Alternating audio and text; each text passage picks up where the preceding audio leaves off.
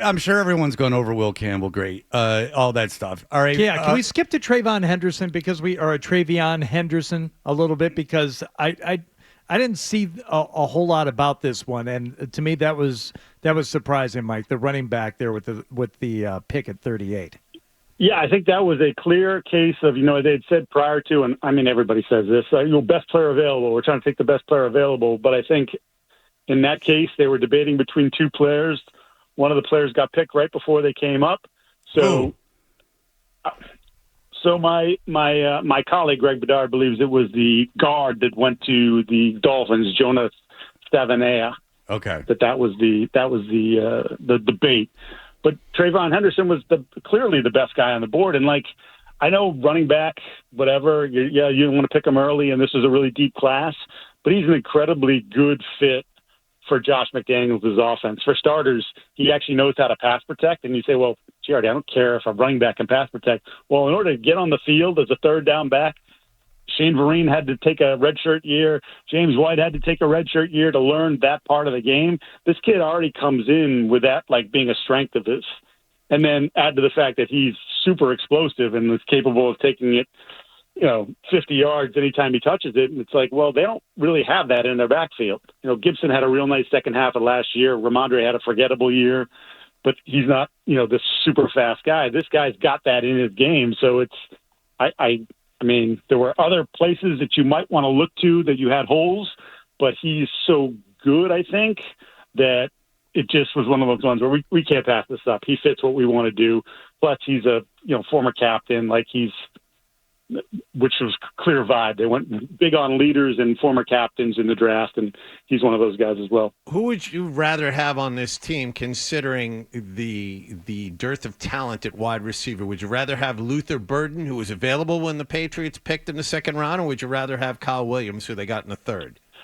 Luther Burden is a turd. So I think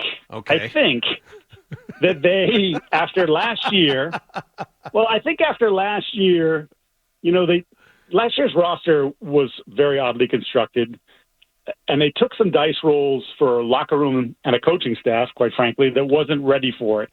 So you have a guy like Javon Baker, who's a talented dude, but who's just, he's really immature, and he bounced around, and he probably should have been a first or second round pick, and he wasn't because of all the off-field stuff and just who he presented and how he presented himself. And I think they kind of looked at that and said, we're not totally ready for that. Let's build the culture up and get good football players, which is still the most important thing. And then maybe when you get enough good football players, then you start to say, you know what? He's a pain in the butt, but we can take him because he's going to go in that room, and those guys will make sure that he doesn't get out of line. But what's wrong with kind of how I viewed it. What's wrong with Luther Burden? Why is he viewed that way? He's a turd, John. I heard that part. I'm asking him why that 75% of his catches were within 10 yards of the line of scrimmage. He's not that good. I can tell you, Luther Burden should have been the first receiver taken based on talent. Yes. And he was a huge star in high school. He was a huge star a couple of years ago at Missouri. And the book on him is he feels he's so good that he didn't have to run routes, basically. Yeah, well, he didn't, and he doesn't finish routes. I like that. That was a high quality breakdown. Also, by the way, it got some family girlfriend. Speaking of Jordan with Belichick, there got some family girlfriend influences that are considered to be a little bit much. So just kind of throw that log onto the fire as well. And it's how much do I really want to deal with the rookie receiver that hasn't proven anything in the league and is coming off a bad year at Missouri? Nah, I'm good. Well, maybe next year someone like that would fit our roster, but this time we'll take a pass. Yeah, and I understand the logic, and you can't kill him, but if there's a chance Burden comes out and he's by far and away the best receiver in this class, but I understand the logic of that. But Kyle Williams is the guy that Alex Barth mentioned on this show as a possible pick. I had never heard of him.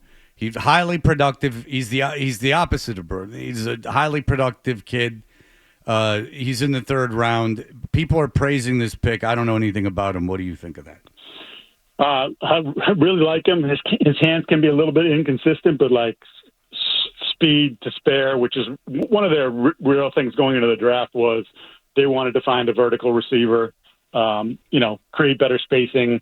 But this guy is considered an awesome teammate. So again, put that into this has been a constant theme all off season, but he has ridiculous speed and ridiculous quicks. He still needs to put some polish on his game, but there's some pretty good polish considering his previous stops. And look, I think he has a chance to be. I talked to some people who were like, he could be a home run hitter for them. Like, there's no question. So, Mike, we'll see. They have a history of not doing well at wide receiver, but he was one that you kind of looked at and said ooh, he could work here. I like the idea of it, and I like what he did at Washington State based on what I've read and the clips I've seen. But if he's going to be a downfield threat, he's 5'10". Is that going to work in the NFL? Well, when you see how fast he is, he ran a 4.4, but he plays faster than that.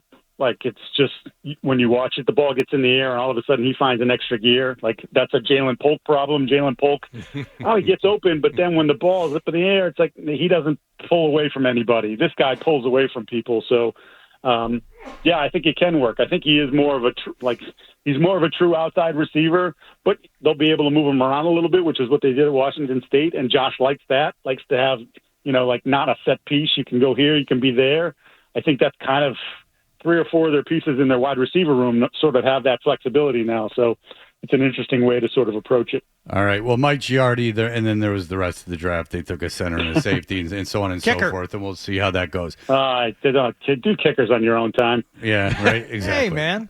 Listen, kickers and long snappers, dude. They extended our day by about 2 hours on Saturday. There was some text going around going are you kidding me? Yeah. For a long snapper. Yeah. Not only that, it's a nice Saturday, and I got to sit at home. Not only that, they traded for the last pick in the draft, so you have to sit there and wait. Right. There were some angry text chains among beat writers. Just like, really, come on. Well, the good be done with this. Yeah, the thing is, though, if you take a long snapper in the 7th round, you're probably making the team. You got to figure. I mean, Yeah, I would think Joe Cardona might want to think about getting his house ready for sale. Yeah, it's not good news for him. So there you go, Mike Giardi.